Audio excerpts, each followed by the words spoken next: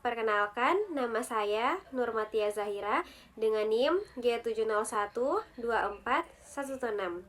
Saya dari kelas C dan saya dari kelompok 1. Di sini saya akan membuat video tugas pendahuluan praktikum analisis formasi percobaan 3, yaitu penetapan kadar paracetamol dengan spektrofotometri UV vis. Jadi yang pertama itu, sampel yang digunakan adalah paracetamol atau acetaminophen dalam bentuk tablet.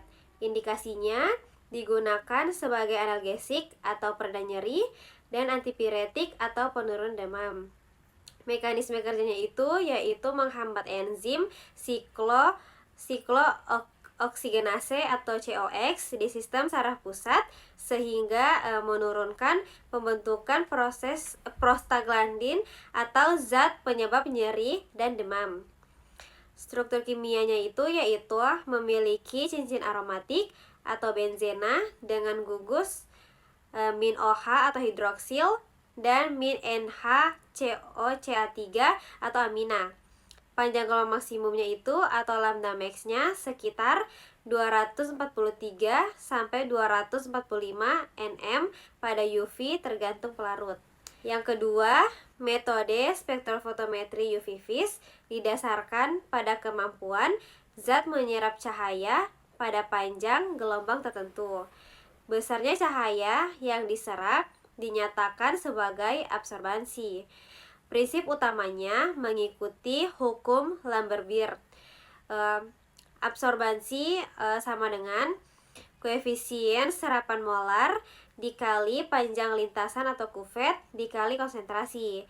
Artinya absorbansi berbanding lurus dengan konsentrasi sehingga kadar zat dapat ditentukan dari nilai absorbansi. Yang ketiga, yang paracetamol dapat diserap dengan radiasi UV karena memiliki kromofor dan ausokrom. Kromofor yaitu cincin benzena yaitu menyerap UV. Sedangkan ausokrom yaitu gugus min OH dan min NHCOCH3 yang memperkuat dan menggeser penyerapan. Proses yang terjadi yaitu proses elektron pi dan pi bintang atau pada cincin aromatik. Yang kedua, elektron N dan pi bintang atau pada gugus karbonil. Inilah yang menyebabkan paracetamol memiliki serapan di daerah UV. Yang keempat, fungsi blanko. Blanko adalah larutan yang berisi semua komponen kecuali zat aktif atau paracetamol. Biasanya hanya pelarut. Fungsinya yaitu menghilangkan pengaruh absorbansi dari pelarut atau alat, menjadi titik nol atau pengukuran. Dan yang terakhir, meningkatkan akurasi hasil. Blanko harus diukur terlebih dahulu agar hasil absorbansi yang diperoleh benar-benar berasal dari zat yang dianalisis, bukan dari pelarut atau gangguan lain. Dan yang kelima, interpretasi hasil kadar 95 sampai 105%. Setelah diperoleh kadar atau persen, hasil dibandingkan dengan standar. Yang pertama, memenuhi syarat. Jika kadar berada di antara 95% sampai 100%. Yang kedua, tidak memenuhi syarat.